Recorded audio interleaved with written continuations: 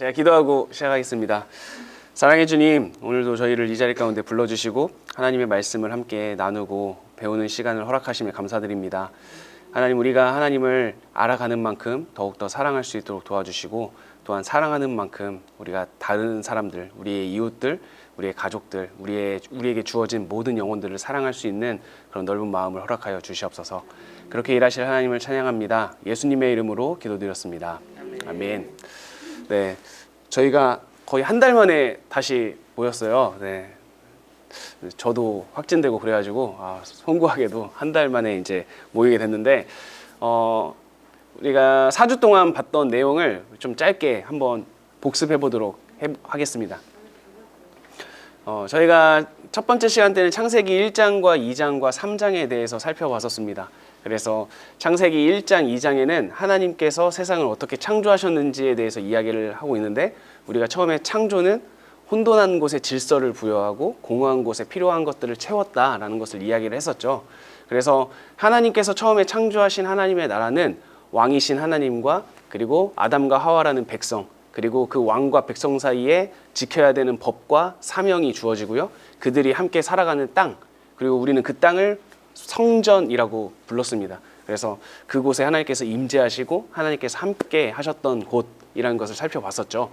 그리고 하나님의 나라에는 질서가 있다고 했습니다. 그래서 하나님과 인간 사이의 수직적인 질서와 인간들끼리의 수평적인 질서, 그리고 인간과 자연 사이의 상호작용하는 그런 질서가 있었다라고 살펴봤었는데, 인간이 하나님이 되고자 하는 그 마음 때문에 그래서 그 하나님 나라의 파괴가 찾아오게 됐고요. 그리고 모든 질서들이 무너지게 되었죠. 그리고 두 번째 시간에는 창세기 4장부터 11장까지를 살펴봤었습니다. 그래서 가인과 아벨 이야기, 그리고 우리가 가인의 후손과 셋의 후손 그 족보를 통해서 비교했었죠. 그리고 하나님의 아들들과 사람의 딸들이 섞임으로써 하나님께서는 이제 심판을 결정하시고 홍수를 통해서 다시 한번 재창조하시는 모습을 보여주셨다라고 했습니다. 그래서 제2의 아담으로 노아가 등장하고, 그리고 그 노아를 통해서 하나님께서는 세상을 다시 재창조를 한 다음에 다시 하나님의 질서를 부여하는 작업을 했었죠. 자, 그런데 노아는 그 사건 이후에 나온 다음에 또 취하는 범죄를 저지르게 되고요. 그 죄가 이제 바벨탑까지 이어지게 되면서 이제 하나님께서는 아브라함을 부르시며 새로운 방법을 이제 시작을 하십니다. 그래서 세 번째 시간에는 아브라함에게 하나님께서 주셨던 약속, 그리고 그 약속이 이삭과 야곱에게 전달이 되고, 그리고 그 약속을 지켜내기 위해서 요셉이라는 사람을 통해서 하나님께서는 이스라엘과 그 이스라엘 12명의 아들들을 지켜냈다라는 것을 살펴봤고요. 그리고 우리가 지난 시간, 네 번째 시간 때는 출애굽기로 가서 이제 하나님께서 아브라함, 이삭, 야곱에게 약속하셨던 내용들을 하나하나씩 조금씩 이루어가는 모습들을 살펴봤고요. 그리고 하나님께서 이스라엘 백성들을 출애굽시키신 이유를 내가 이스라엘 백성의 왕이 되고 하나님이 되고 이스라엘 백성들을 하나님의 백성으로 삼기 위해서 내가 출애굽을 시켰다라는 것을 말씀하시면서 시내산에서 하나님은 왕 되고 이스라엘 백성들은 백성이 되는 공적인 언약을 맺는 장면이 등장을 하게 되었죠. 그래서 우리는 지난 시간에 거기까지 살펴보고요. 그리고 오늘 이제 여호수아 쪽으로 넘어오도록 하겠습니다. 지난 시간에 그것도 살펴봤었네요. 레위기도 살펴봤었네요. 그래서 레위기에 우리가 만나 이야기, 안식일, 안식년, 희년, 여기에 담겨져 있는 하나님의 마음을 살펴봐서 하나님께서 백성들에게 원하는 사회적 구조는 어떠했는지, 어떠한 질서 속에서 살기를 원하셨는지에 대해서 이야기를 했었습니다. 자, 우리가 지난 시간까지 봤을 때 우리가 하나님의 나라를 이루는 요소 4가지를 살펴봤었죠. 왕과 백성과 그리고 그들 사이에 지켜지는 법, 그리고 그들이 살아가는 땅, 이렇게 4가지였습니다. 그런데 우리가 지난 시간까지를 보면 하나님이 왕 되는 장면을 봤었고요. 이스라엘 백성들은 백성이 되는 장면을 봤습니다. 그리고 그들 사이에 주어진 법, 10계명도 살펴봤었고요. 그리고 어떤 사명을 가지고 살아가야 되는지를 레위기의 그 특별한 그 절기들을 통해서 살펴봤었습니다. 그러면 한 가지가 남아요. 뭐죠? 4가지 중에서 우리가 지난 시간까지는 3가지만 봤습니다. 왕과 백성과 법만 봤어요. 하나가 남는데 땅이죠. 그래서 이제 여호수아에서는 그 땅을 정복해 나가는 장면이 등장을 하게 되는 겁니다. 자, 우리가 여호수아를 본격적으로 들어가기 전에 이 그림에 대해서 한 번 더 보고 시작을 하려고 하는데요. 결국엔 여호수아는 하나님께서 약속하신 땅을 정복하는 장면입니다. 근데 우리는 그 약속하신 땅을 알고 있죠. 가나안 땅이라고 알고 있는데 우리가 기억해야 될 것은 에덴 동산과 성막과 그리고 가나안 땅은 모두 다 성전이라는 것을 살펴보려고 해요. 우리가 에덴 동산과 성막은 이런 구조로 이루어져 있고, 그리고 아담과 하와는 죄를 짓고 난 다음에 동쪽으로 쫓겨났고, 그렇기 때문에 성막과 성전의 입구는 항상 동쪽에 있다라는 것까지 살펴봤었습니다. 그리고 성소와 지성소를 나누는 휘장이 있고, 그 휘장에는 그룹이 수놓아져 있는데요. 그룹은 그냥 쉽게 생각하시면 천사 날개라고 보시면 돼요. 그 휘장을 통해서 성소와 지성소를 나누게 됐는데, 우리는 이 모습을 통해서 에덴 동산이 처음에 하나님께서 창조하셨던 성전이었구나 라는 것까지는 살펴봤었습니다. 근데 오늘은 여호수아를 들어가기 전에 가나안 땅 역시도 성전이다라는 것을 좀 살펴보려고 해요. 그래서 제가 몇 가지 근거 말씀들을 좀 하나씩 보려고 합니다. 먼저 첫 번째는 창세기 12장 7절, 8절 말씀인데요. 우리가 많이 읽었던 말씀이에요. 아브라함 이야기를 할 때. 그런데 한 번만 더 읽어보도록 하겠습니다. 함께 읽겠습니다. 시작. 여호와께서 아브라함에게 나타나 이르시되 내가 이 땅을 내 자손에게 주리라 하시니라. 자기에게 나타나신 여호와께 그가 그곳에서 대단을 쌓고 거기서 베델 동쪽 산으로 옮겨 장막을 치니 서쪽은 베델이요 동쪽은 아이라. 그가 그곳에서 여호와께 제단을 쌓고 여호와의 이름을 부르더니.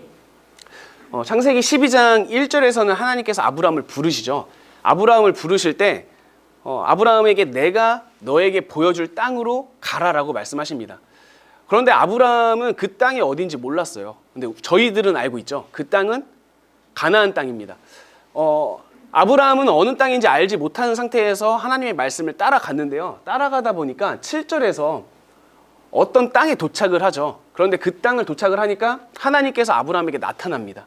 그래서 하나님께서 말씀하시죠. 내가 이 땅을 내 자손에게 주겠다라고 말씀하십니다. 그러면 지금 아브라함이 서 있는 땅이 어떤 땅일까요? 하나님께서 약속하셨던 땅, 내가 너에게 보여줄 땅으로 가라라고 했을 때 거기에 들어가 있는 보여줄 땅이 지금 아브라함이 서 있는 땅인 겁니다. 그러면 그 땅은 어떤 땅이죠? 가나안 땅이죠. 그러니까 가나안 땅에 딱 도착을 했을 때 하나님께서 그 땅을 약속해 주시고요. 그러면서 아브라함은 그곳에서 하나님을 향해서 뭘 하고 있습니까? 제단을 쌓고 있습니다. 가나안 땅에 도착을 해서 그곳에서 제단을 쌓아요. 그러면 제단을 쌓고 있는 아브라함은 어떤 직분이었죠? 제사장이었고, 그리고 그 가나안 땅에 제단을 쌓았기 때문에 가나안 땅은 곧 성전이 되는 겁니다.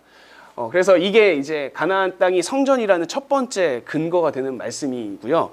두 번째 근거를 보기 위해서는 우리가 잠깐 레위기에 대해서 좀 살펴볼 필요가 있는데요. 제가 언뜻 말씀드린 적이 있어요. 모세오경 중에 레위기가 가장 중요하다라는 것을 이야기를 드린 적이 있습니다. 왜냐하면 레위기가 있는 위치 때문이에요. 창세기, 출애굽기, 레위기, 민수기, 신명기입니다. 그러면 한 가운데 레위기가 있어요. 그래서 우리는 보통 이 5권의 책을 모세오경이라고 부르고 이스라엘 사람들은 토라라고 부르는데요. 이 5권이 하나의 하나의 책으로 따로 떨어져 있습니다. 그런데 그 5가지의 책의 중심이 레위기가 되는 거죠. 자, 그런데 레위기가 얼마나 중요한지를 알 수 있는 또 하나 근거가 있는데 그 근거를 잠깐 보도록 하겠습니다. 먼저 출애굽기 가장 마지막 40장입니다. 출애굽기 40장 34절과 35절 말씀인데요. 출애굽기 40장 34절 35절을 같이 읽겠습니다. 시작. 구름이 회막에 덮이고 여호와의 영광이 성막에 충만하매 모세가 회막에 들어갈 수 없었으니 이는 구름이 회막 위에 덮이고 여호와의 영광이 성막에 충만함이었으며. 출애굽기 19장에서 24장 말씀을 통해서 하나님과 이스라엘 백성 사이에 공적인 언약이 맺어졌죠. 그래서 공적 언약을 맺고 난 다음에 25장부터는 하나님께서 이스라엘 백성에게 성막 짓는 법을 알려주십니다. 그리고 출애굽기 마지막에 가면 그 하나님께서 말씀하셨던 대로 이스라엘 백성들은 성막을 지어요. 자, 성막을 완성한 다음에 이제 그 성막에 구름이 덮이고요. 하나님의 영광이 충만하다라고 표현을 하고 있어요. 그런데 36절에 모세가 나오죠. 그런데 그 모세를 어떻게 표현하고 있습니까? 모세가 회막에 들어갈 수 없었어요. 성막을 실컷 다 만들었는데 그 성막 안으로 모세가 들어가지를 못하는 거예요. 왜 못 들어가죠? 이는 구름이 회막 위에 덮이고 여호와의 영광이 성막에 충만했기 때문이에요. 하나님의 영광이 그 성막 안에 가득했습니다. 그러니까 성막에 하나님께서 임재하신 거예요. 하나님께서 성막에 임재하시니까 모세는 그곳에 들어갈 수가 없게 된 겁니다. 왜 그럴까요? 하나님께서 성막에 임재해 계시는데 왜 모세는 들어갈 수가 없었을까요? 죄 때문입니다. 인간이 하나님과 사이에서 죄를 짓고 난 다음에 아담과 하와는 에덴에서 쫓겨나죠. 그 이유를 제가 하나님께서 살리기 위해서 얘네를 보냈다라고 이야기를 했습니다. 거룩하신 하나님과 거룩하지 않은 인간이 함께 있으면 어떻게 돼요? 죽기 때문에 하나님께서 쫓아내신 거예요. 지금 그것과 똑같은 관점으로 보시면 됩니다. 성막에 하나님께서 임재하셨기 때문에 죄가 있는 모세는 성막 안으로 들어갈 수가 없었던 거예요. 자, 그런데 민수기를 시작하는 첫 구절을 한번 볼게요. 민수기 1장 1절입니다. 민수기 1장 1절. 같이 읽어보겠습니다. 시작.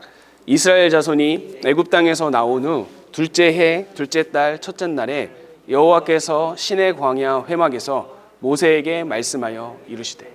자, 민수기가 시작을 하고 있는데 민수기의 시작을 어떻게 이야기를 합니까? 하나님께서 모세에게 이야기를 하는데 말씀을 하시는데 장소가 어디죠? 회막입니다. 모세가 들어갈 수 없었던 회막에 지금 모세가 들어가서 하나님으로부터 말씀을 듣고 있는 거예요. 자, 그러면 출애굽기 마지막까지만 해도 모세는 회막에 들어갈 수 없었는데 민수기에 오니까 모세는 회막 가운데 들어갈 수 있는 사람으로 바뀌게 됩니다. 그 이유가 뭐냐면 레위기입니다. 레위기의 말씀을 하나님께서 주신 이유는 무엇이냐면 죄가 있는 이스라엘 백성에게 정결법을 알려주시는 거예요. 어떻게 하면 지금 죄 가운데 있는 사람이 영원하게 회복되는 건 아니지만 일시적으로 정결하고 성결하게 되어서 하나님의 임재하시는 성막 안으로 들어올 수 있게 하는가, 그 방법에 대해서 레위기 말씀을 통해서 설명을 하고 있는 거죠. 그러니까 레위기는 죄가 있는 인간들을 성결하게 만드는 책, 정결하게 해주는 책에 대한 설명을 담고 있는 책입니다. 자, 우리가 이것을 기억을 하고요. 기억을 하면서 이제 봐야 됩니다. 가나안 땅도 제가 성막, 성전이라고 했었죠. 그러면 가나안 땅에 들어가기 위해서도 뭐가 필요할까요? 성결함, 정결함이 필요한 거죠. 그래서 여호수아 3장 5절을 보니까 여호수아가 그 가나안 땅으로 들어가기 전에 이스라엘 백성에게 이렇게 이야기를 합니다. 우리 같이 말씀을 읽을게요. 여호수아가 또 백성에게 이르되 너희는 자신을 여호와께서 내일 너희 가운데에 기이한 일들을 행하시리라. 요단을 건너서 가나안 땅으로 입성하기 전에 여호수아가 백성들에게 이야기를 하는 겁니다. 너희는 너희 자신을 성결하게 해라 라고 이야기를 하죠. 성결하게 해야만 하나님께서 임재하시는 곳인 가나안 땅으로 들어갈 수 있는 것입니다. 그러니까 이 구절은 가나안 땅이 곧 성전이라는 것을 나타내는 또 하나의 구절이 되는 것이죠. 또 다른 근거들을 좀 살펴보도록 할게요. 아담과 하와가 에덴의 동쪽으로 쫓겨났었죠. 그래서 성막과 성전의 입구는 항상 동쪽에 있다라고 했었습니다. 자, 그런데 이스라엘 백성들이 가나안 땅으로 들어가는 장면을 생각해 보면 이스라엘 백성들도 요단강을 기준으로 동쪽에서 요단강을 건너서 가나안 땅으로 들어가게 되죠. 그러면 가나안 땅은 입구가 어디에 있는 거죠? 동쪽에 있는 거죠. 요단강을 건너서 들어왔기 때문에 가나안 땅도 입구가 동쪽에 있음을 우리는 알 수 있습니다. 자, 또 다른 것을 볼게요. 아담과 하와를 쫓아내신 다음에 그 쫓아낸 곳을 하나님께서는 그룹을 통해서 지켰습니다. 그리고 성소와 지성소는 아까 나누는 기준이 뭐라고 했었죠? 휘장이었죠. 휘장에는 그룹이 수놓아져 있었고요. 그래서 항상 하나님께서 임재하시는 곳을 들어갈 때는요, 그룹들, 그러니까 뭐 천사들, 하나님의 사자들, 하나님의 천사들이 지키고 있었습니다. 자, 그래서 우리가 야곱 이야기를 살펴봤을 때 야곱이 야복강에서 어떤 사람과 씨름을 했다라는 것은 가나안 땅으로 들어가기 전 그 가나안 땅을 지키고 있는 한 사람과 야곱이 씨름을 했다라는 것으로 이해해야 된다라는 것을 살펴봤었고요. 그리고 여호수아 5장 13절에서 15절을 보면요. 여호수아와 이스라엘 백성들이 요단강을 건너서 가나안 땅으로 딱 들어갔을 때 그 여호수아와 백성들에게 하나님의 군대 대장이 찾아옵니다. 그 군대 대장이 그 가나안 땅의 입구에서 여호수아를 찾아온 것도 우리는 이 관점에서 이해를 해줘야 된다는 거죠. 그래서 여호수아가 물어보죠. 야, 너는 우리 편이냐? 상대 편이냐? 라고 물어보니까 하나님의 군대 대장이 뭐라고 합니까? 나는 하나님의 군대 대장이다. 나는 너희를 지키기 위해서 왔다. 라고 이야기를 하고요. 그리고 여호수아는 그 앞에 엎드리게 되죠. 그래서 이 사건 역시도 가나안 땅이 성전이라는 것을 나타내는 한 근거가 되겠습니다. 자, 그리고 가나안 땅에는 이스라엘 백성 12지파가 들어갑니다. 그런데 성막에 들어가는 성물 중에서 진설병이라는 게 있는데요. 이 진설병은 12개의 빵을 이렇게 6개씩 세워놓는 건데 그 빵은 각 지파, 12지파를 상징을 합니다.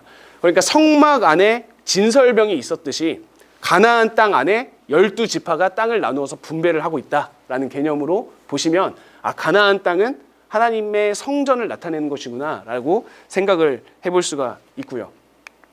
마지막으로 여호수아는 세겜이라는 곳에서 하나님과 백성 사이의 언약을 책에 기록을 하고 그리고 이것을 증명하기 위해서 돌을 세워서 기념을 합니다.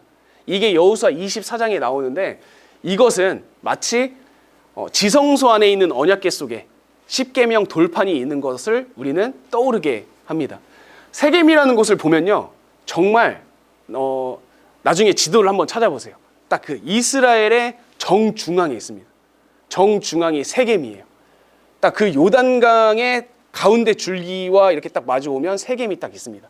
그러니까 여호수아는 이스라엘의 한 가운데에 하나님의 언약을 기록하고요, 그곳에 돌을 세워놓습니다. 마치 성막의 한 가운데에 십계명 돌판을 넣어놨던 것처럼. 그래서 가나안 땅은 이러한 근거들을 살펴봤을 때 하나님께서 임재하시는 성전의 개념이다라는 것을 살펴볼 수가 있겠죠. 자, 그러면 성전인 가나안 땅으로 이스라엘 백성들이 들어갑니다. 그러면 이스라엘 백성들의 직분은 뭘까요? 제사장들이 되는 거죠. 그래서 하나님께서는 이스라엘 백성들을 출애굽기에서 부르실 때 이렇게 말씀하셨던 거예요. 출애굽기 19장 5절에서 6절 같이 읽어보겠습니다. 시작. 세계가 다 내게 속하였나니 내 말을 잘 듣고 내 언약을 지키면 너희는 모든 민족 중에서 내 소유가 되겠고 너희가 내게 대하여 제사장 나라가 되며 거룩한 백성이 되리라. 너는 이 말을 이스라엘 자손에게 전할지니라. 네. 하나님께서 이스라엘 백성들에게 모세를 통해서 전달하신 말씀이에요. 너희가 내 말을 잘 듣고 내 언약을 지키면 나는 너희를 제사장 나라로 쓸 거다라고 이야기를 하고요. 결국엔 여호수아로 와서 하나님께서 약속하셨던 그 말씀을 이루어 내신 거죠. 제사장 나라로, 제사장으로서 가나안 땅으로 들어가게 하셨기 때문에. 자, 그런데 사도 베드로는요, 그리스도인들을 향해서 이렇게 말씀했어요. 베드로전서 2장 9절입니다. 우리 같이 읽어보겠습니다. 시작. 그러나 너희는 택하신 족속이요 왕같은 제사장들이요 거룩한 나라요 그의 소유가 된 백성이니 이는 너희를 어두운 데서 불러내어 그의 기이한 빛에 들어가게 하시니에 아름다운 덕을 하려 하심이라. 자, 베드로는 그리스도인들, 우리 모두를 향해서 뭐라고 얘기하고 있죠? 우리도 제사장이라고 얘기를 하고 있습니다. 자, 우리도 제사장입니다. 자, 그러면 이스라엘 백성들은 성전이었던 가나안 땅으로 들어가기 때문에 제사장인 거죠. 그러면 왜 우리는 제사장일까요? 우리 몸이 성전이기 때문입니다. 네. 우리 몸이 성전이기 때문에 우리는 자동적으로 우리가 제사장이 되는 거예요. 이거는 나중에 제가 한 번 더 이제 신약 7번째 시간 때 신약을 갔을 때 한 번 더 설명을 드릴 건데요. 그렇기 때문에 우리도 제사장이라는 것을 기억을 해주시고, 또 한 가지는 우리는 그냥 제사장이 아니죠. 호칭이 좀 특이하죠. 왕 같은 제사장이에요. 그러니까 우리는 제사장뿐만 아니라 무엇도 가지고 있는 거예요? 왕이라는 호칭도 가지고 있는 거예요. 그러면 왕 같은 제사장은 무엇인지에 대해서도 우리는 마지막 시간에 한 번 더 살펴볼 겁니다. 왜냐하면 이걸 살펴보기 위해서는 이스라엘 왕이 가지고 있는 특징에 대해서 우리는 봐야 되기 때문이에요. 그래서 왕은 다음 시간에 볼 거거든요. 왕에 대해서는 다음 시간에 보고 이 호칭에 대해서는 7번째 시간 때 한번 살펴보도록 하겠습니다. 자, 그래서 여호수아는요. 여호수아가 이스라엘 백성들을 데리고 가나안 땅으로 들어가 가나안 민족들을 정복하는 장면이 등장을 하게 됩니다. 자, 그런데 가나안 땅에 있었던 가나안 사람들은 무슨 죄일까요? 왜 쫓겨나야만 했을까요? 사실 이것 때문에 하나님이 되게 욕을 많이 먹습니다. 이러한 모습 때문에. 비크리스천들이 크리스천들을 공격하는 것 중에 하나가 이 부분이에요. 하나님은 왜 이렇게 잔인하시냐? 하나님은 믿는 자는 살리고 믿지 않는 자는 가감없이 그냥 과감하게 죽이시는 분이 하나님이시냐? 그런 하나님이 무슨 사랑의 하나님이냐라고 공격을 할 때 이 가나안 정복 이야기를 사람들이 많이 이야기를 합니다. 저희는 교회에 있다 보니까 이거에 대해서 잘 많이 생각을 안 해보셨죠? 우리는 그냥 가나안을 정복했구나라고 생각을 하는데 사실 생각해보면 우리가 마땅히 설명할 수 있는 방법이 별로 없어요. 왜 가나안 사람들은 쫓겨나야만 했을까? 왜 가나안 땅에 있었던 민족들은 왜 죽임을 당해야 됐을까? 라는 것에 대해서 생각을 해봐야 되는데 이것에 대해서 학자들이 엄청 연구를 많이 했습니다. 그래서 학자들이 이야기했던 몇 가지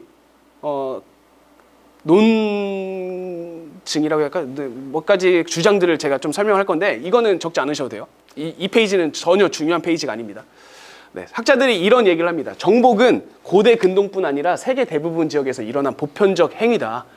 그러니까 성경에서만 나오는 것이 아니라 그냥 주변에 있는 나라들에서 그냥 자연스럽게 일어났던 행동들이다라고 이야기를 합니다.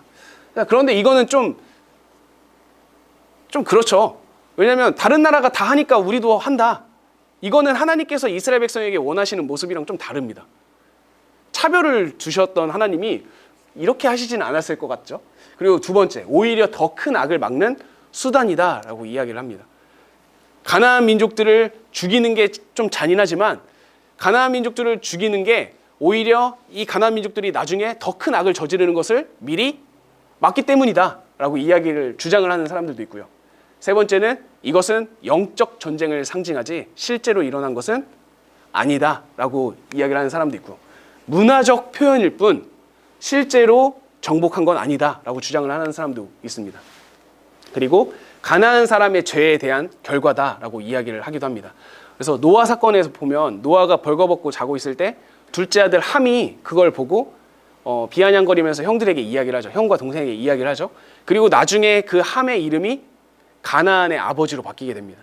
그래서 사람들은 이 함의 죄 때문에 가나안 사람들이 심판받은 거다라고 이야기를 하기도 해요. 자, 여섯 번째, 만약에 가나안을 정복하지 않았다면 이스라엘 백성들이 그 가나안 사람들이 주는 유혹과 풍습에 넘어가기 때문에 죽여야만 했다라고 주장하는 사람들도 있습니다.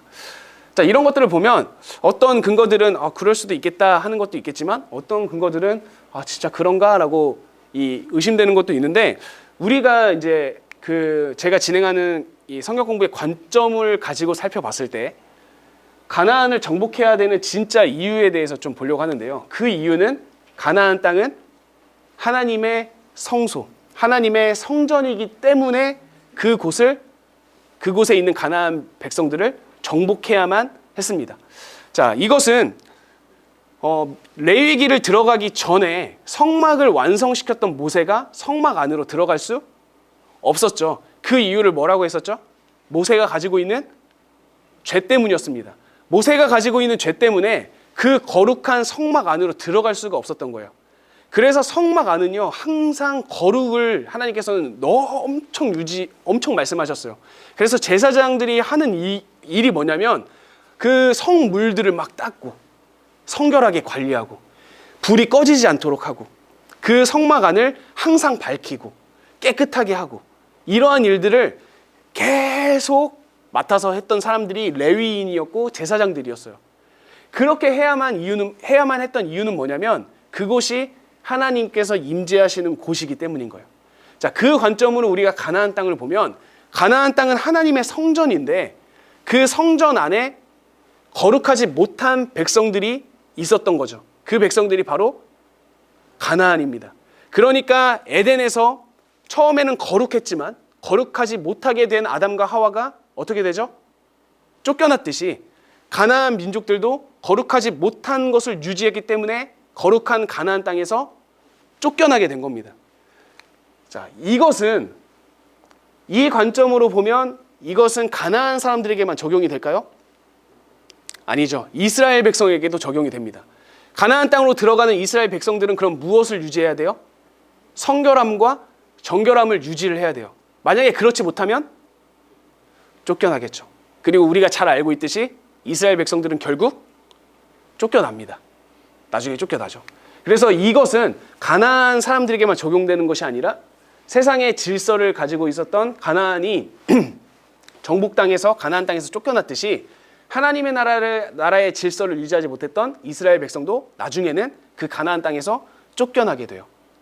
그래서 우리는 이 가나안을 정복해야 되는 이유를 이 성전의 관점에서 보면 조금은 설명할 수 있지 않을까라고 해서 제가 잠깐 이야기를 했던 거고요.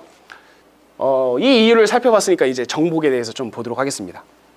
여호수아는 이제 땅을 정복하는 이야기에 대해서 나오는데 이것을 저는 영적 싸움, 영적 전쟁이라고 표현을 하고 싶어요. 그러니까 지금 이스라엘 백성들이 가나안 민족들을 쫓아내는 것은 하나님께서 임재하는 것을 상징하는 가나안 땅을 어떻게 하는 작업이죠? 성결하고 정결하게 하는 작업인 거예요. 자, 그것을 지금 성경은 영적 전투, 그러니까 실제 전투로 표현을 하고 있는 거죠. 그러니까 영적 전투는 뭐냐면 하나님의 성전을 어떻게 하면 성결하고 정결하게 할 것인가가 영적인 전투인 거예요. 자, 그러면 제가 그 베드로전서 2장 9절 말씀을 설명하면서 우리는 뭐라고 했죠? 우리는 성전입니다. 자, 그러면 우리도 매일매일 영적 전쟁과 영적 전투를 하면서 살아가는데 우리가 해야 될 영적 전투는 뭐예요? 성전인 나를 어떻게 하면 성결하고 정결하게 할 것인가가 우리의 영적인 전투가 되는 거예요. 그러면 그 영적 전투를 어떻게 해야 되는지에 대해서 설명하는 책이 결국에는 여호수아가 되는 겁니다. 여호수아는 그냥 전쟁 이야기에 대해서 설명하는 것이 아니라 우리가 내 안에 있는 성결함과 정결함을 유지하기 위해서 어떻게 치열하게 살아갈 것인가에 대해서 설명하고 있는 게 여호수아가 되는 거예요. 그래서 여호수아는 하나님의 백성들이 어떻게 전쟁을 치러야 되는지에 대해서 설명을 하고 있어요. 그래서 우리는 하나님 나라의 전쟁 방법에 대해서 좀 잠깐 보려고 합니다. 자, 먼저 첫 번째는 여호수아 3장 6절. 우리 같이 한번 읽어볼게요. 시작. 여호수아가 또 제사장들에게 말하여 이르되 언약궤를 메고 백성이 앞에 건너라 하매 곧 언약궤를 메고 백성에 앞서 나아가니라. 자, 여호수아에서 하나님께서 제사장들과 백성들에게 이야기하신 첫 번째는 뭡니까? 백성 앞에 뭐가 가야 돼요? 언약궤가 가야 됩니다. 자, 언약궤는 무엇을 상징하는 거였죠? 하나님을 상징하는 거였습니다. 그러니까 하나님이 백성보다 항상 앞에 가야 되는 거예요. 이것이 하나님 나라의 전쟁 방법의 가장 최우선순위입니다. 우리는 항상 우리보다 앞에 하나님이 가셔야 됩니다. 하나님이 먼저 가신 것을 우리는 따라가야 되는 거죠. 그러면 하나님은 보이지 않잖아요. 그렇기 때문에 하나님께서 우리에게 주셨던 굉장히 은혜로운 분이 누구냐면 예수 그리스도가 되는 겁니다. 예수님께서 우리에게 말씀과 예수님께서 보여주셨던 행적들을 우리는 항상 기억하면서 그 예수님께서 밟으셨던 그 발걸음들을 우리는 따라가야 되는 거예요. 그래서 우리는 예수님의 모습들을 좀 더 주의 깊게 살펴봐야 됩니다. 왜냐하면 우리는 언약궤가 먼저 가야 되는 사람들이거든요. 자, 그러면서 이제 전쟁 방법에 대해서 구체적으로 알려주는데 이 구체적인 방법은 아마 굉장히 많이 들어보셨을 거예요. 왜냐하면 교회학교 때부터 빠지지 않고 나오는 이야기거든요. 가나안 땅에 딱 들어갔을 때 가장 먼저 이스라엘 백성들을 맡고 있었던 한 성, 그 성은 여리고성입니다. 여리고성과 아이성 전투를 통해서 하나님께서는 이스라엘 백성들에게 전쟁 방법을 굉장히 구체적으로 알려주고 계셔요. 우리 여호수아 6장 3절에서 5절입니다. 하나님께서 여리고성을 무너뜨릴 수 있는 방법을 알려주시는 겁니다. 우리 같이 한번 읽어보겠습니다. 시작. 너희 모든 군사는 그 성을 둘러 성지를 내게 한 것이 그에 엿새 동안을 하나님께 앞에서 나아갈 것이요 일곱째 날에는 그 성을 7번 돌며 그 제사장들은 나팔을 불 것이며 제사장들이 양각 나팔을 길게 불어 그 나팔 소리가 너희에게 들릴 때에는 백성은 다 큰 소리로 외쳐 부를 것이라. 그리하면 그 성벽이 무너져 내리더니 백성은 각기 앞으로 올라갈지니라 하시매. 네, 이게 하나님께서 여리고성을 무너뜨릴 수 있는 방법을 알려주신 겁니다. 자, 여리고성은요, 요단강을 건너면 가나안 땅의 입구 쪽에 있는 굉장히 큰 도시입니다. 큰 도시이기 때문에 그 도시를 막을 성을 쌓았다고 생각을 하시면 그 성의 규모는 엄청 컸겠죠. 그리고 튼튼한 성이었어요. 자, 그런데 그 성 앞에 선 이스라엘 백성들을 향해서 하나님께서 이 말씀을 하신 거예요. 네, 제가 초등부나 GBS에서 이거를 아이들에게 설명할 때, 야, 너네들이면 이렇게 할 수 있겠니? 라고 하면 아이들은 뭐라고 대답하냐면, 하나님이 말했는데 해야죠. 이렇게 얘기를 해요. 굉장히 믿음 탄탄하게 이야기를 하는데, 하실 수 있겠습니까? 제가 생각했을 때 어린이들은 할 수 있어도 어른들은 못합니다. 성을 넘어뜨릴 수 있는 방법인데, 그 방법이 뭐냐면 엿새 동안 한 바퀴씩 도는 거예요. 그리고 7번째 날에는 7바퀴를 도는 거죠. 여기에는 굉장한 어려움들이 많이 있어요. 첫 번째는, 자, 돈다고 쳐요. 그러면 시선을 감당할 수 있겠습니까? 여리고성 안에 있는 여리고 사람들의 시선. 쟤네들 뭐 하고 있을까? 쟤네들 무슨 생각으로 돌고 있을까? 자, 그 다음에 또 하나 문제는 뭐냐면 성을 13바퀴 돈다고 해서 성이 바로 무너지지 않아요. 13바퀴 돈 다음에 5절에서 하나님께서 뭐라고 말씀하시죠? 나팔을 불어라. 나팔은 뭡니까? 승리를 상징하는 거예요. 승리를 선포하는 게 나팔이고요. 그 다음에 나팔 불고 끝이 아니죠. 큰 소리로 외쳐라. 와, 이겼다! 외치라는 거죠. 그러면 그제서야 성벽이 무너지는 거예요. 이게 하나님의 방법이었습니다. 다시 한번 물어볼게요. 하실 수 있겠습니까? 만약에 우리가 첫째 날에 한 바퀴를 돌았을 때 첫 번째 벽이 흔들거렸어요. 돌 하나 흔들거렸어. 한 바퀴를 더 도니까 좀 금이 가요. 이러면 우리는 충분히 할 수 있을 겁니다. 그런데 13바퀴 다 돌았어요. 성 그대로 있어요. 나팔을 부르라요. 나팔은 승리를 상징하는 건데. 나팔을 불었어요. 그대로 있죠. 그 다음엔 뭐 해야 돼요? 함성 외치라는 거죠. 자, 우리 승리 함성 외치십시다. 이렇게 하는 거죠. 그래야만 무너졌던 성이 여리고성입니다.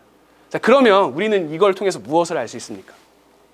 하나님께서 이스라엘 백성들에게 원하시는 전쟁 방법은 뭡니까? 하나님의 말씀에 순종하는 거예요.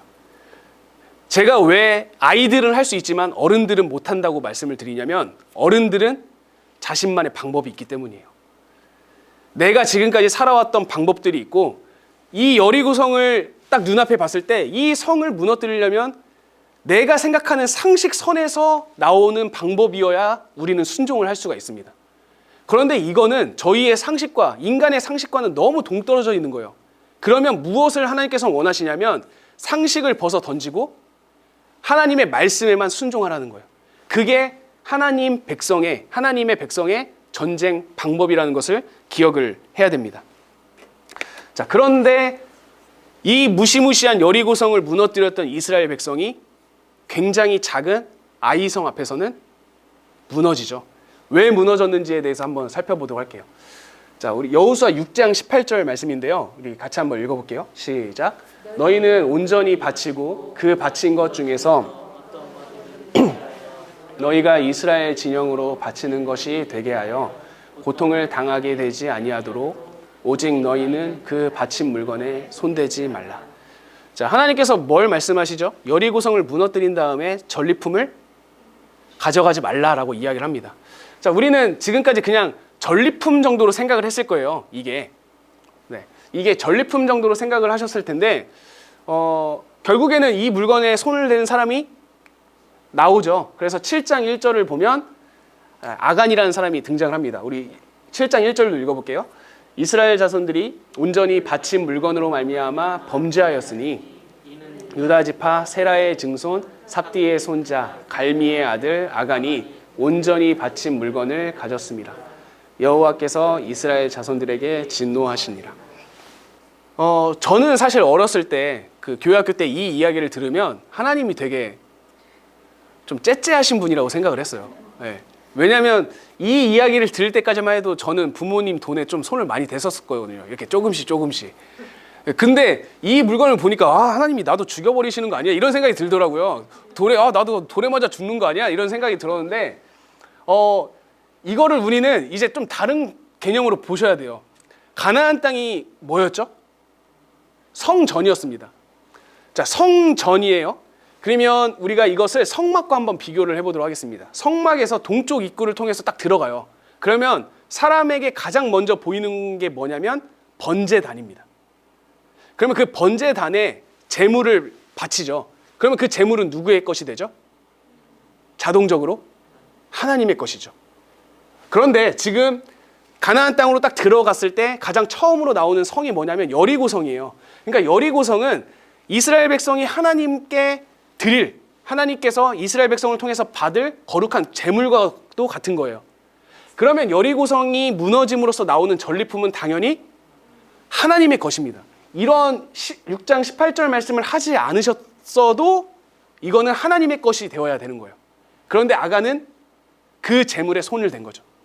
제사장들이 하나님의 물건에 손을 대거나 실수로 제물을 잘못 먹었을 경우에는요, 그 죄 때문에 해야 될 또 다른 제사가 있었습니다. 그만큼 하나님께서는 이것을 굉장히 중요하게 여기셨어요. 그런데 이것을 손댔기 때문에 아간은 죽게 되는 겁니다. 이건 하나님의 것인데 하나님의 것을 손댔기 때문이죠. 자, 이게 첫 번째 이유였고요. 두 번째 이유는 여기에 있는데 사실 두 번째 이유가 더 중요합니다. 여호수아 7장 2절에서 4절입니다. 우리 같이 읽어보겠습니다. 시작. 여호수아가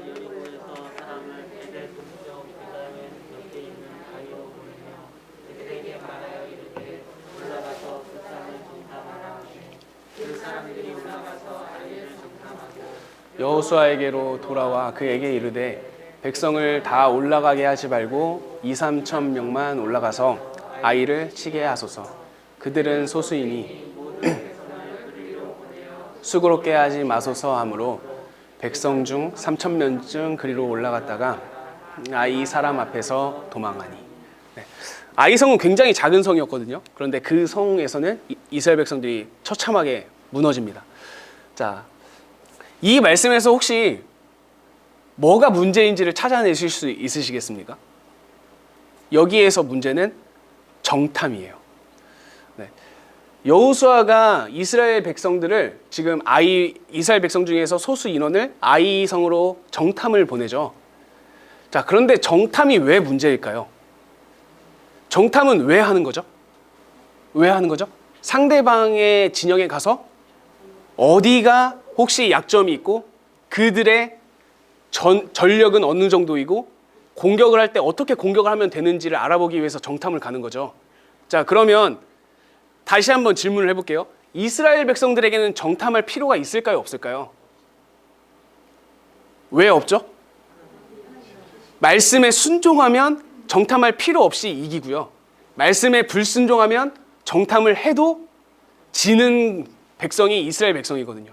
그러니까 정탐은 지극히 인간적인 거예요. 어떻게 하면 저 사람들의 전력을 파악해서 우리의 전력을 가지고 이길까? 그러니까 이 정탐에는 누가 안 계시는 거죠? 하나님이 계실 수가 없는 거예요. 그래서 성경에서 정탐이 나오면 항상 부정적인 결과로 이어지게 됩니다.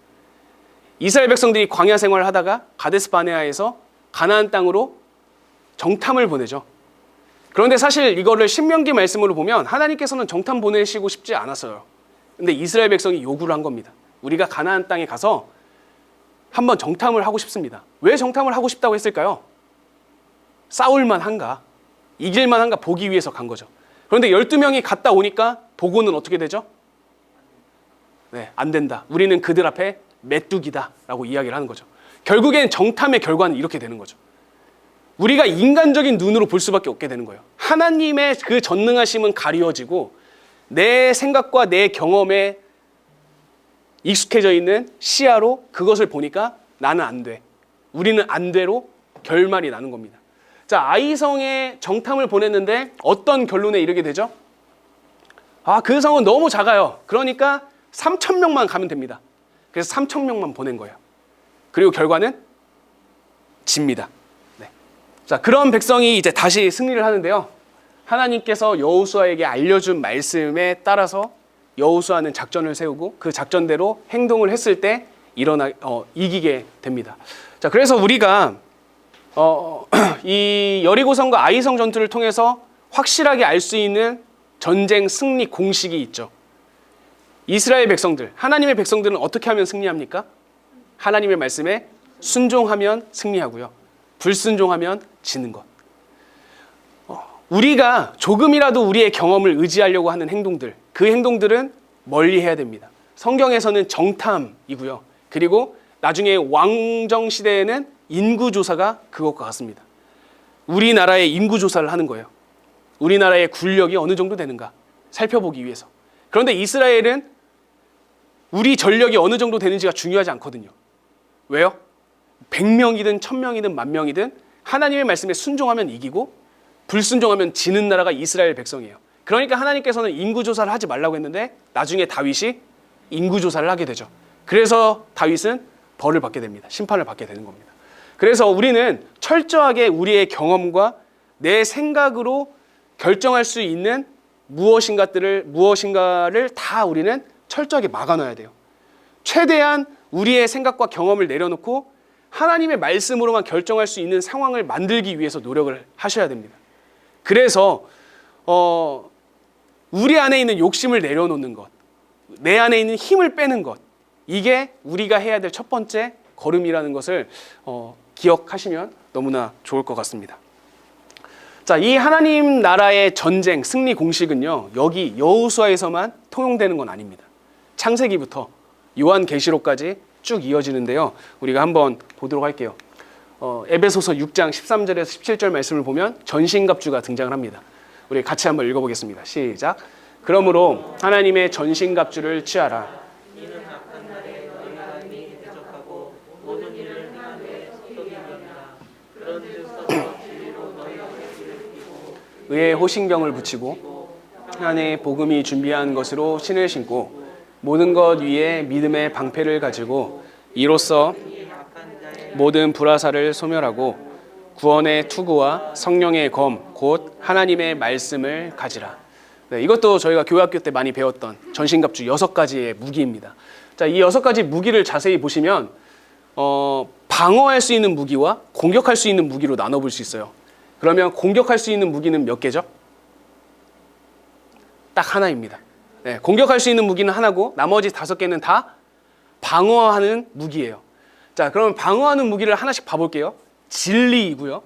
그리고 의로움이고요. 그 다음에 평안의 복음, 그리고 믿음, 구원입니다. 자, 진리, 의로움, 복음, 믿음, 구원. 이 모든 것을 가능하게 하기 위해서는 결국에는 믿음이 필요해요. 진리에 대한 믿음이 있어야 되고, 믿음이 있어야 의로움을 얻고요. 복음은 결국엔 믿는 거고요. 그리고 방패는 믿음이고, 그리고 구원을 얻기 위해서도 믿음이 필요한 거죠. 그러니까 우리에게 찾아오는 여러 가지 유혹과 시험들을 이길 수 있는 방어 무기는 뭐라는 거죠? 믿음입니다. 하나님을 향한 철저한 믿음이 방어 무기고요. 우리에게 주어진 유일한 공격 무기는 뭐예요? 성령의 검인데 곧 하나님의 말씀입니다. 그러니까 우리 그리스도인들에게 주어진 유일한 무기는요, 검이라고 해서 이 검으로 막 사람을 베고 찌르고 하는 것이 아니라 하나님의 말씀밖에 없다라는 거예요. 하나님의 말씀으로 살아가라라는 것을 지금 이 에베소서에서 이야기를 해주고 있는 거고, 그리고 이것을 예수님께서 직접 오신 다음에 보여줍니다. 그래서 예수님께서 광야에서 40일 동안 금식 기도를 하신 다음에 바로 사탄이 예수님을 시험하러 오죠. 근데 사실 이 장면 자체가 말이 안 돼요. 왜 말이 안 됩니까? 사탄이 하나님이신 예수님을 시험하려고 오는 것 자체가 말이 안 되는 거죠. 예수님을 어떻게 하면 되죠? 꺼져라. 가라 하면 끝나는 거예요, 사실. 왜냐하면 예수님은 모든 것이 가능한 분이고 모든 능력이 있으신 분인데, 그 능력이 있으신 예수님이 왜 굳이 사탄의 시험을 받아냈을까요? 그것은 보여주기 위해서입니다. 그래서 첫 번째 시험에 신명기 8장 3절 기록된 말씀을 통해서 시험을 이기시고요. 두 번째 시험 시편 말씀과 신명기 말씀을 통해서 이것도 역시 기록된 말씀으로 이겨내시고, 세 번째 시험도 신명기 6장 말씀을 통해서 기록된 말씀으로 이겨냅니다. 그러니까 예수님께서는 사탄의 시험을 당하지 않을 수 있었고, 그냥 그 사탄을 없애버릴 수도 있었고, 시험 자체를 그냥 뛰어넘을 수도 있었는데, 굳이 감당해내신 이유는 뭐냐면 우리에게 보여주신 거예요. 말씀으로 우리에게 찾아오는 시험과 유혹들을 이겨내야 된다라는 것을 말이죠. 자, 그리고 우리가 한 가지만 더 볼게요. 요한계시록에서 마지막 예수님의 모습입니다. 그래서 우리 요한계시록 19장으로 한번 가볼게요. 요한계시록 19장 11절에서 21절을 찾아보겠습니다. 요한계시록에 가면 요한계시록은 철저하게 두 개의 이야기가 등장을 해요. 첫 번째 이야기는 뭐냐면 세상의 질서, 세상의 통치는 권력과 돈과 힘과 권세를 통해서 지배하고 지배당하는 구조가 세상의 구조다. 그런데 최후에는 하나님께서 결국에는 이 세상 구조를 다 깨트리시고 깨부시시고 승리한다라는 게 요한계시록의 핵심 말씀입니다. 그런데 요한계시록 이 19장 11절에서 21절을 보면 그 세상 권세들을 깨트리기 위해서 백마를 탄 사람이 등장을 해요. 결국에 이 사람은 예수님을 상징을 하는 건데, 그 사람에 대해서 어떻게 표현하고 있는지 한 번씩 볼게요. 네, 백마 탄 사람이라고 하니까 좀 그렇긴 한데, 네, 먼저 우리 11절 같이 한번 읽어볼게요. 시작. 또 내가 하늘이 열린 것을 보니 보라, 백마와 그것을 탄 자가 있으니 그 이름은 충신과 진실이라. 그가 공의로 심판하며. 네, 백마를 탄 사람이 등장을 하죠. 자, 그런데 그 사람이 어떤 모습인지에 대해서 이제 하나하나씩 설명을 하고 있어요. 12절에 설명을 하다가 13절을 가면 이제 중요한 이야기가 나옵니다. 자, 13절도 읽어보겠습니다. 시작. 또 그가 피 뿌린 옷을 입었는데 그 이름은 하나님의 말씀이라 칭하더라. 자, 그 백마를 탄 사람이 무엇을 입죠? 피 뿌린 옷, 피가 묻은 옷을 입습니다. 지금 세상 권세를 무찌르기 위해서 오신 분이거든요. 세상 권세를 무찌르기 위해서 오신 분이 입고 있는 것은 피 묻은 옷이에요. 그러면 이 피는 누구 피일까요? 자기의 피입니다. 네, 자기 피인 거예요. 지금 세상의 질서는 어떻게 유지되고 있죠? 힘과 권력과 재력과 명예, 이런 것들을 통해서 서로 높아지고자 하는 것이 세상의 질서인데, 그 세상의 질서를 무너뜨리기 위해서 오신 분은 무엇으로 그 세상 질서를 부시냐면 자기 희생으로 부시는 거예요. 그게 결국에는 예수님께서 보여주시는 모습이죠. 그러니까 요한계시록은 그리스도인들에게 이것을 강조하는 거예요. 세상은 계속해서 이 세상 질서 속에서 더욱 탄탄해지고 공교해져 갈 거다. 그런데 그리스도인들은 그 가운데 자기 희생을 통해서 그 세상 질서, 사회 구조를 부시면서 살아가야 된다. 그것을 예수님께서 보여준 거다라고 이야기를 하고 있는 거죠. 자, 그러면서 그 백마를 탄 사람이 무기를 하나 꺼냅니다. 15절 읽어보겠습니다. 시작. 그의 입에서 검이 나오니 그것으로 만국을 치겠고 친히 그들을 철장으로 다스리며 또 친히 하나님 곧 진노의 포도주 틀을 밟겠고. 자, 무기가 나오죠. 무기가 뭐죠? 예리한 검입니다. 그런데 중요한 게 있죠. 예리한 검이 들고 있나요? 입에서 나와요. 백마를 탄 사람은 결국엔 검을 가지고 세상 질서를 무너뜨리는데, 그 검으로 찌르거나 베는 게 아니라 선포하는 겁니다. 하나님의 말씀으로 선포했을 때 최후 전쟁에서 승리할 수 있는 것을 지금 요한계시록은 이야기를 하고 있는 것이고, 결국엔 마지막에는 어떻게 되냐면요. 21절도 읽겠습니다. 시작. 그 나머지는 말 탄 자의 입으로부터 나오는 검의 죽음에 모든 새가 그들의 살로 배불리더라. 결국에는 그 백마를 탄 사람의 입에서 나오는 검을 통해서 세상의 모든 질서가 무너지는 거죠. 그러면 지금 이 19장은 우리에게 무엇을 이야기하고 있냐면, 세상 질서를 싸울 수 있는 두 가지 무기에 대해서 알려주고 있는 거예요. 첫 번째 무기는 뭡니까? 피 묻은 옷을 입어라. 자기 희생이에요. 세상 사람들은 더 높아지기 위해서 다른 사람들을 죽이고 올라가지만 우리는 반대야. 우리는 나를 희생함으로써 다른 사람들을 살리는 삶을 살아야 된다. 이게 첫 번째고요. 두 번째, 그 질서를 무너뜨리기 위해서 필요한 무기는 뭐냐면 우리의 입에서 나오는 예리한 검, 곧 하나님의 말씀이 되는 겁니다. 그래서 우리가 이 세상을 살아갈 때에 우리에게 필요한 두 가지 무기는 자기 희생과 하나님의 말씀이라는 것. 그러니까 지금 이 요한계시록은 로마 시대를 살아가고 있는 그리스도인들, 핍박받는 그리스도인들에게 소망의 메시지를 주고 있는 거예요. 지금 로마 사람들은 너희들을 핍박하고 고문하고 너희들을 못 살게 구지만 그럼에도 불구하고 우리는 희생하고 그들을 사랑해야 되고 하나님의 말씀으로 버텨내야 된다. 그러면 그런 사람들에게는 결국에는 뭐가 찾아온다? 이제 20장, 21장, 22장이 새 하늘과 새 땅에서 너희가 지낼 수 있게 될 거다라는 것을 이야기를 하고 있는 겁니다. 자, 그래서 우리가 에덴 동산에 나와 있는 하나님의 나라를 이렇게 살펴봤었죠. 왕이신 하나님, 백성은 아담과 하와가 되고 그 사이에 선악과라는 법이 등장하고요. 에덴 동산에서 살아갑니다. 그리고 방주에서 왕이신 하나님, 그리고 노아와 가족이 백성이 되고 사명은 창세기 9장 말씀이 되고요. 그리고 방주에서 살아가죠. 그리고 우리가 방금 살펴봤던 이 여호수아 말씀을 통해서 다시 하나님이 왕이 되시고요. 그리고 이 하나님의 백성은 누가 됩니까? 이스라엘 사람들이 되고요. 이스라엘 12지파가 되고 그리고 이들 사이에는 법이 주어지는데 그 법은 십계명. 그리고 그 십계명을 풀면 그 레위기, 민수기, 신명기가 되고요. 그리고 이 레위기, 민수기, 신명기, 십계명을 요약하면 결국에는 하나님을 사랑하고 이웃을 사랑하라는 사명입니다. 그리고 이것을 가지고 가나안 땅에서 이스라엘 백성들이 살아갔을 때 그 가나안 땅은 하나님의 나라가 되고 하나님의 통치하시는 곳이 된다라는 것, 이것을 살펴봤었습니다. 여호수아 24장을 가면 이제 세겜에 하나님 그 여호수아가 기념 돌을 세우는 장면이 나옵니다. 여기에 보면 여호수아가 모든 말씀을 하나님의 율법 책에 기록을 하고요. 그리고 상수리나무 아래에 돌을 세워 놓는데 이 돌을 세운 이유를 뭐라고 표현을 하고 있습니까? 마지막 빨간색입니다. 너희가 너희 하나님을 이 돌이 증거가 이 돌을 통해서 이스라엘 백성들에게 하나님을 떠나 살지 말라.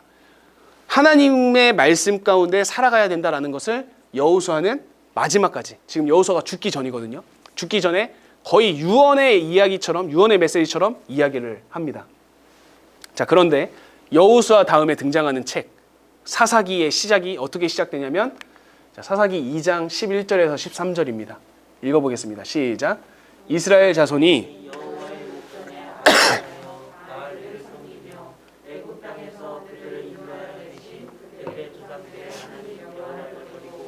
다른 신들 곧 그들의 주위에 있는 백성의 신들을 따라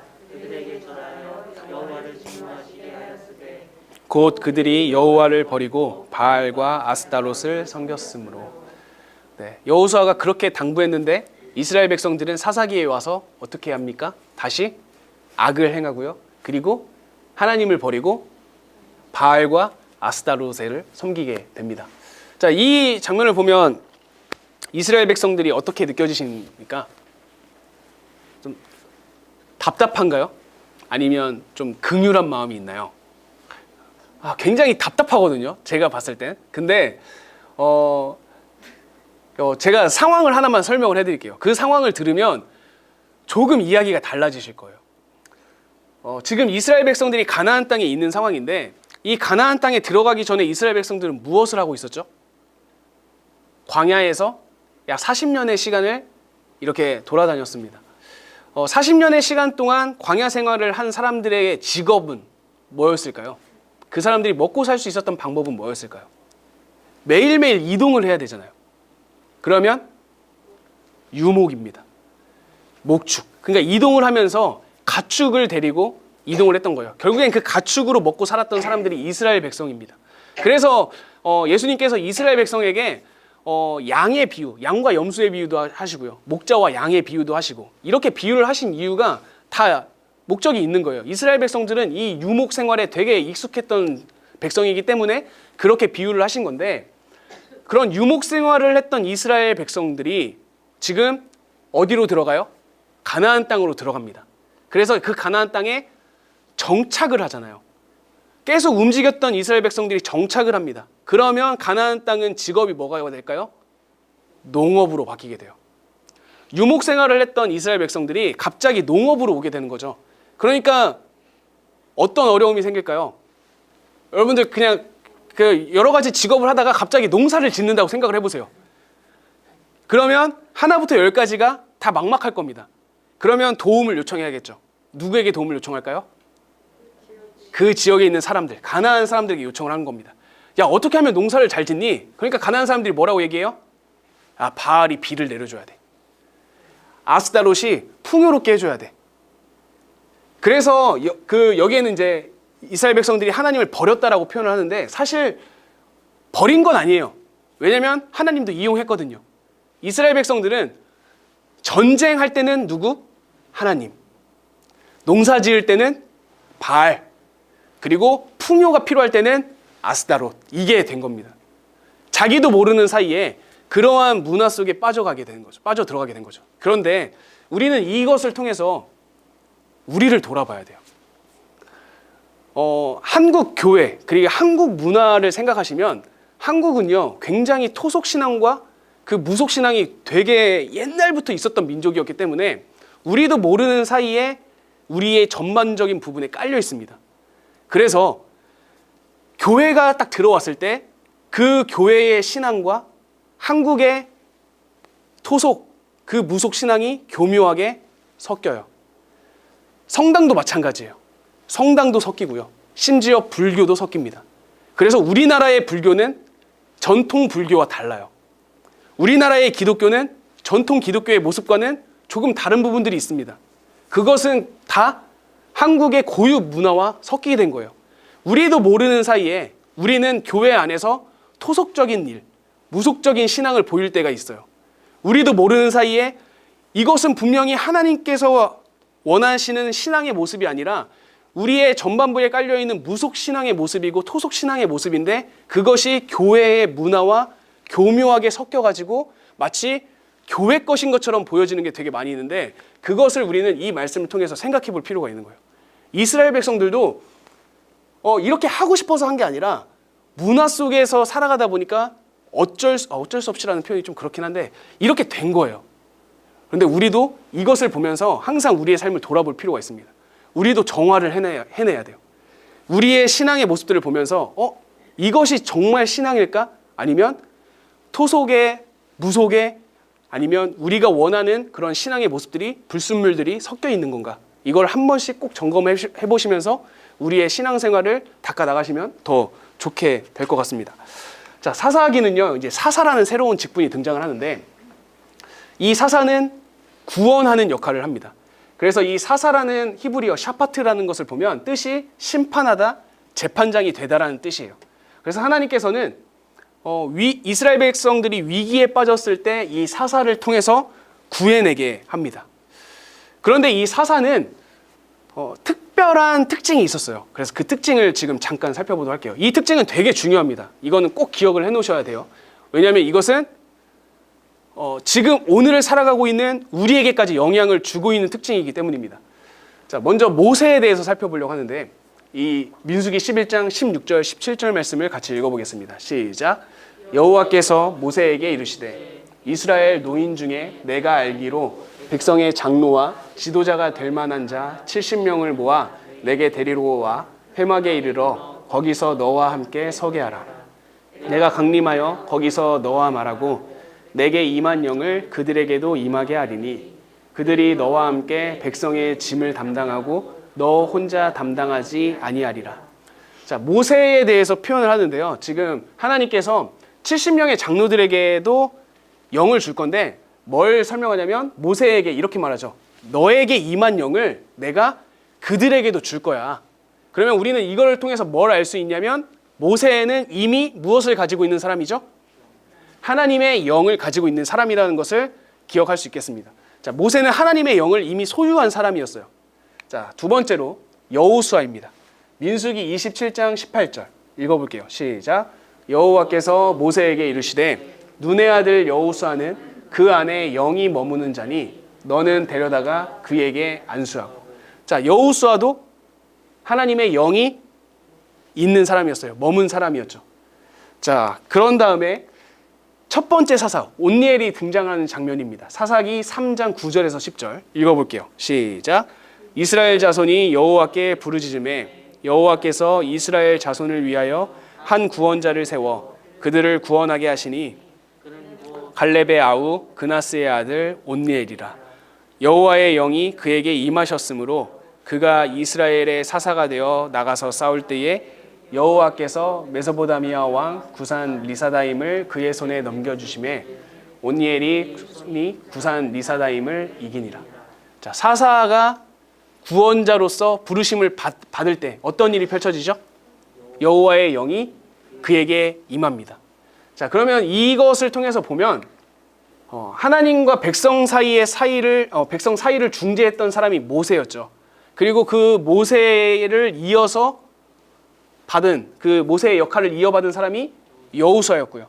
그리고 이 모세와 여호수아와 같은 일을 해내야 되는 사람이 누구냐면 사사인 거예요. 그러니까 사사는 하나님과 백성 사이의 위치에서 모세와 여호수아가 했던 일들을 감당해야 되는 게 사사인 겁니다. 자, 그런데 이 사사 다음에는 어떤 직분이 등장을 하냐면 왕이 등장을 해요.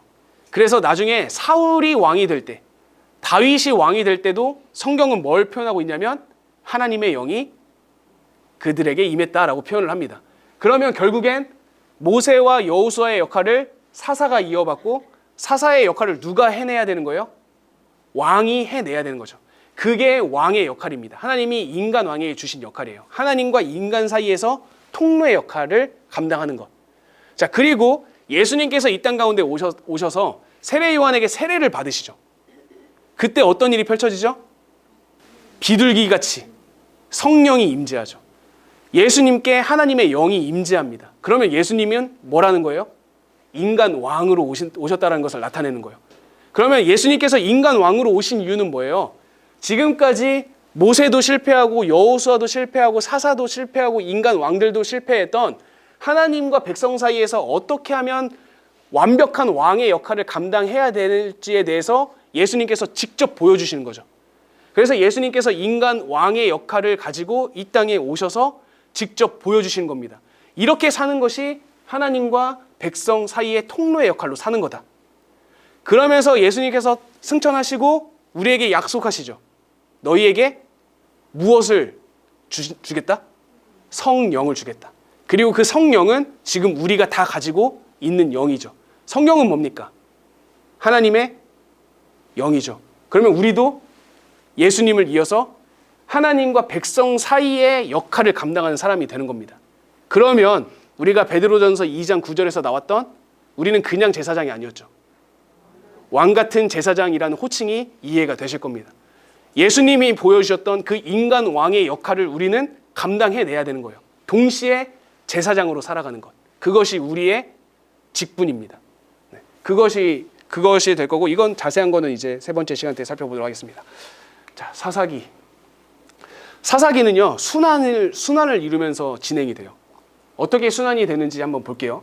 먼저 이스라엘 자손이 여호와의 목전에 악을 행합니다. 범죄해요. 자, 그러면 바로 이어서 하나님이 이스라엘 백성들이 범죄했기 때문에 이스라엘 백성들을 향해서 진노합니다. 하나님의 진노가 나오고요. 하나님이 진노했기 때문에 이스라엘 백성들을 어떻게 해야 될까요? 네, 심판해야죠.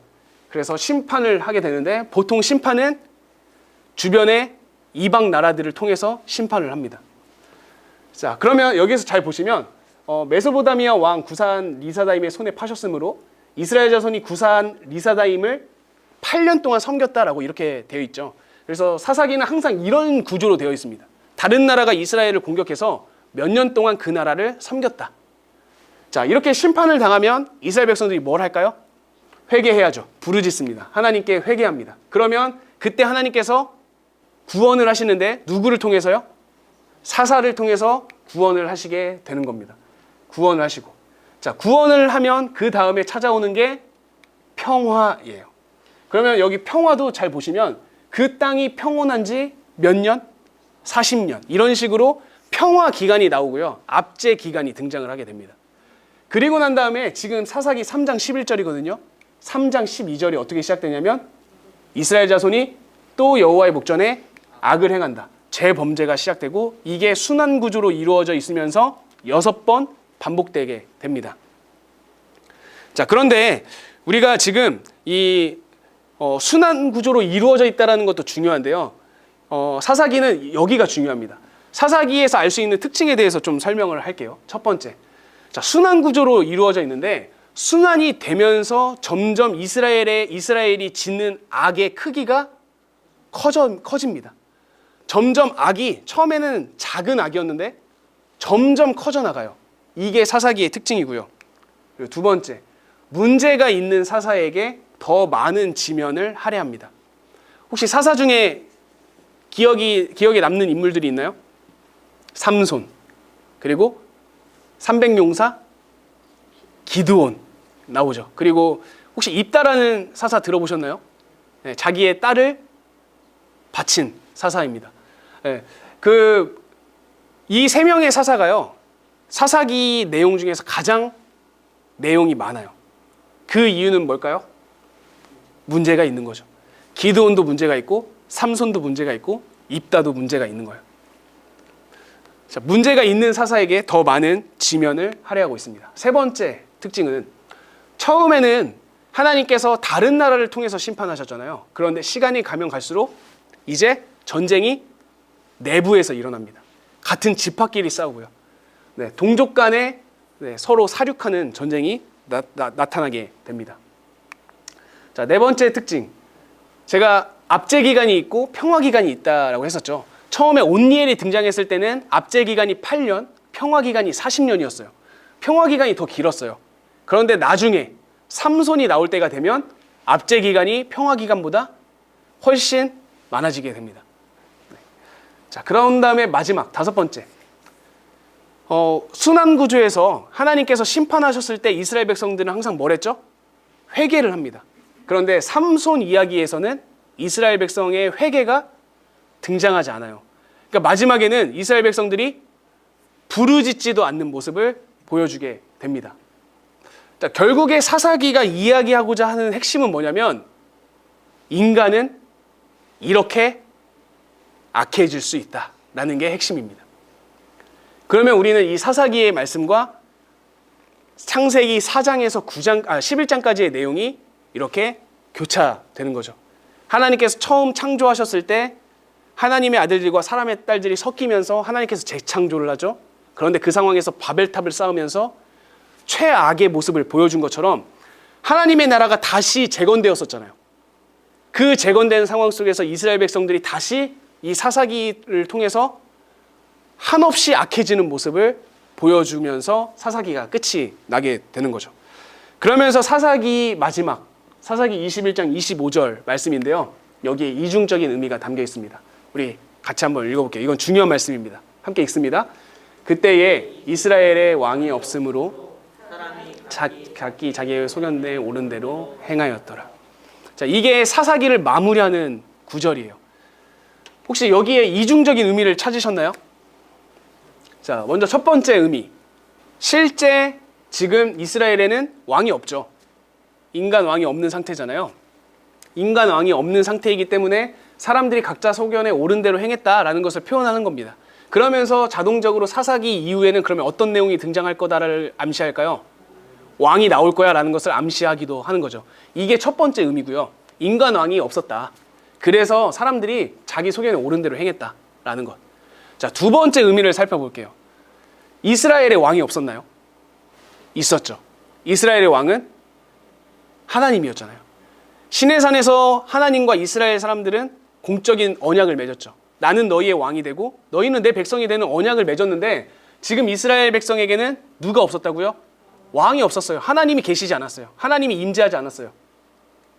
그 이유가 뭐냐면 사람들이 자기의 생각대로 살았기 때문이에요. 그래서 이 사사기 21장 25절은 이런 이중적인 의미가 담겨 있는 겁니다. 실제 왕이 없었고 그래서 다음에는 왕의 이야기가 나올 거고, 두 번째, 결국에 이스라엘에는 왕이 필요가 없는데 하나님이 왕이 되는 나라가 이스라엘인데 이스라엘 백성들은 왕이 없는 것처럼 행동했다. 하나님이 안 계신 것처럼 행동했다라는 것을 사사기가 이야기를 하고 있는 거죠. 그러면 우리는 이 말씀을 통해서 우리의 삶에 잘 적용을 해 나가야 됩니다. 우리도 왕이 있는 시대는 아니잖아요. 그렇지만 우리에게는 왕이 있어야 됩니다. 그 하나님이 우리의 삶의 왕이 돼서 살아가야지 내 소견에 옳은 대로 살아가는 순간 우리는 결국에는 사사기가 우리에게 알려주고자 하는 그 특징 속에 우리가 갇혀버리게 되는 거죠. 그래서 이 사사기가 이렇게 마무리된다는 것을 통해서 오늘 성경 공부는 여기까지 진행을 하고요. 그리고 다음 시간에 이제 사무엘 상부터 진행해 보도록 하겠습니다. 혹시 오늘 살펴본 말씀 중에서 어렵거나 이해가 안 된 부분이 있다면 질문하는 시간 갖도록 하겠습니다. 없으시면 기도하고 마무리하도록 하겠습니다. 제가 기도하겠습니다. 하나님, 우리에게 주어진 삶 속에서 살아갈 때에 하나님께서 우리에게 맡겨주신 그 치열한 영적 전쟁을 잘 감당해낼 수 있도록 도와주시고 우리가 믿음을 통해 시험과 유혹을 이겨내고 하나님께서 우리에게 주신 유일한 무기 하나님의 말씀을 가지고 매 순간순간 승리하며 살아갈 수 있는 자들 될 수 있도록 주님 인도하여 주시옵소서. 하나님이 우리의 왕 되신다라는 것을 항상 기억하며 왕 되신 하나님 앞에 우리의 삶을 올려드리며 나의 전 인격을 올려드리며 살아갈 수 있는 우리 모두가 될 수 있도록 주님 인도하여 주시고 우리가 항상 성령과 함께 한다라는 것, 성령님께서 우리의 마음속에 임재한다라는 것, 그렇기 때문에 나는 성전이고 나를 거룩하게 하고 정결하게 해야 된다는 것을 늘 기억하며 살아갈 수 있는 자들 될 수 있도록 주님 인도하여 주시옵소서. 하나님께서 우리에게 주신 복된 직분, 왕같은 제사장으로서 살아갈 수 있도록 도와주시고 예수님께서 우리에게 보여주셨던 것처럼 그 예수님의 모습을 따라 살아갈 수 있는 우리 모두가 될 수 있도록 주님 인도하여 주시옵소서. 우리가 또 한 주간 살아갑니다. 그 모든 삶 속에서 하나님 동행하여 주시고 또한 오늘 돌아가서 잠자리에 들 때에 하나님께서 단잠을 허락하여 주셔서 그 잠을 통해 우리가 내일을 살아갈 수 있는 에너지를 충분히 얻을 수 있도록 주님 인도하여 주시옵소서. 그렇게 일하실 하나님을 찬양합니다. 예수님의 이름으로 간절히 기도드렸습니다. 아멘. 네, 고생하셨습니다.